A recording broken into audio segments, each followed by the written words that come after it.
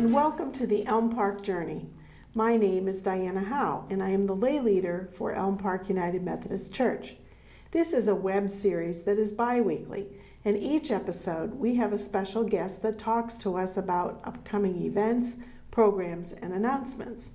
My guests today are our lay members to annual conference this year, Missy Yazinski and Lee Redman.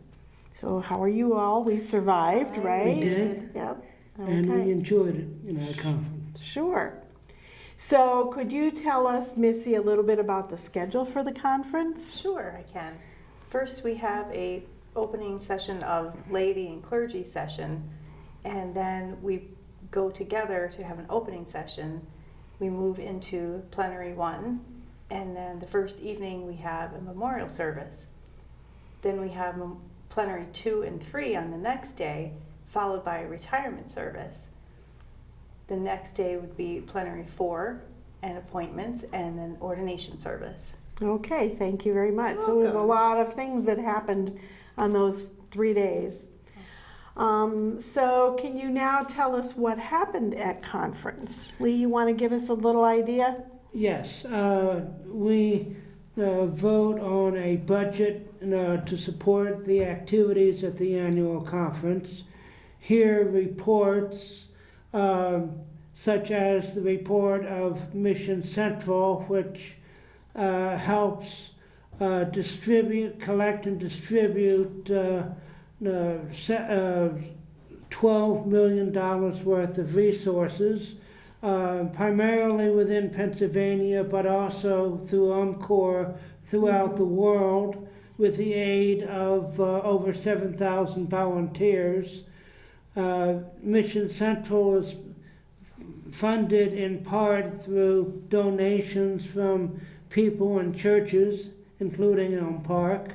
We also heard about the Bishop's Partnership in Mission, which helps fight the spread of malaria and saving over the course of the last 15 years some 6 million lives. We also were encouraged by the Young People's Ministry Council, the youth of the conference. Missy can speak more to that because she worked with them during conference. Yes, the Young People's Ministry Council works with youth from the whole state, and we have sessions together before we meet in the morning, before the whole group meets. Okay. The youth meet, and then we meet later in the evening as well after all the sessions during the day too. Okay. Was there anything else that happened that you wanted to talk about? Not you. I'm still on Missy, and I didn't get to talk yet. All right. The youth like to talk about the things that go on during the session, so that's what we do, a little debriefing in the evening with them. And then we have a few fundraisers with them while we're there, and that collects money for the Youth Service Fund, and it helps give money to children who can't pay for conference themselves, and it helps with other youth groups in the state too. Okay, that's awesome. As a teller, I know my time was taken up a lot with elections of delegates to General Conference in 2020, and then also the Northeast Jurisdictional Conference. So we took a lot of time this year. Every 4 years, our annual conferences vote on delegates to those larger bodies that occur in the next year. So it took a lot of time because each group, clergy voted themselves and then laity voted themselves, and they had to each vote for 6 candidates and then 2 alternates for each group. So that was probably the biggest piece of business that went on during the conference. I know perhaps at another time we'll talk more about some of our impressions that we had or things that stood out for us during conference, because it's not all business. There's a lot that occurs during worship sessions and just talking around the tables and getting to meet other people from the rest of the conference. So It's not, like I said, just not all business. We would also like to talk a little bit about some of the things that stood out for us at conference, in terms of the interactions that we had and so on and so forth. There were a couple of things that I'd like to briefly touch upon. I was very interested in the woman who was the keynote speaker for the laity session on the first day. She had a lot of really great information about prayer that can be used in groups of leaders for the church, and I picked up her book, so I'm hoping maybe we can use some of those methods during that time. I'm also always very touched when there's an altar call during ordination. I was sitting up near where the people will come who have chosen to dedicate their lives to the church and perhaps go into ministry, and that's a very, very touching time.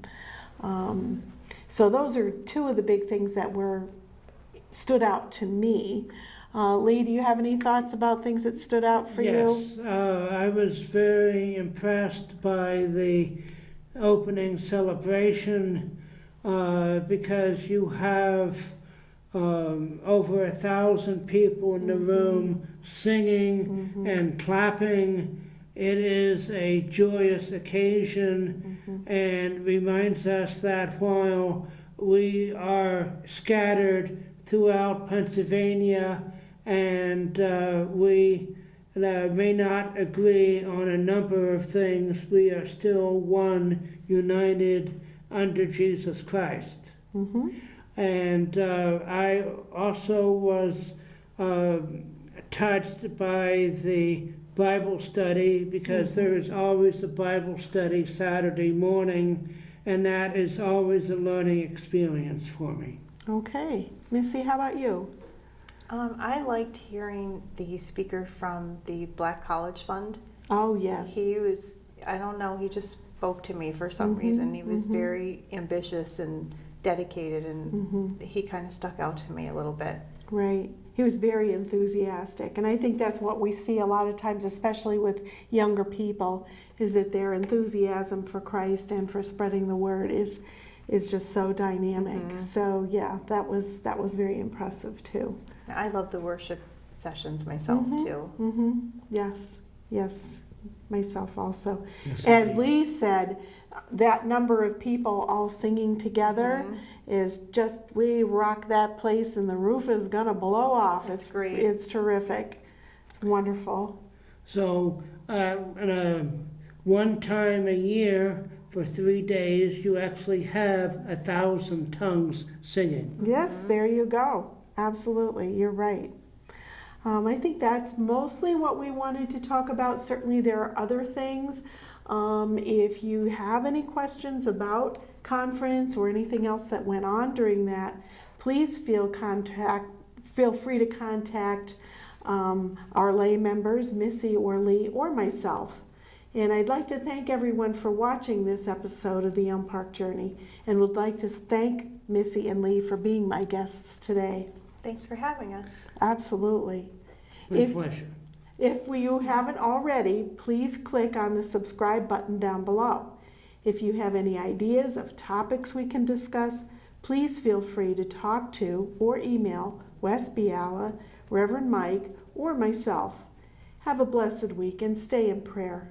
As we share our blessings and our struggles, we can support each other as we explore God's call for each of us. Let us help each other find ways of making disciples for the transformation of the world. Grace and peace for the journey. At Elm Park United Methodist Church, all are welcome because we are better together. Amen.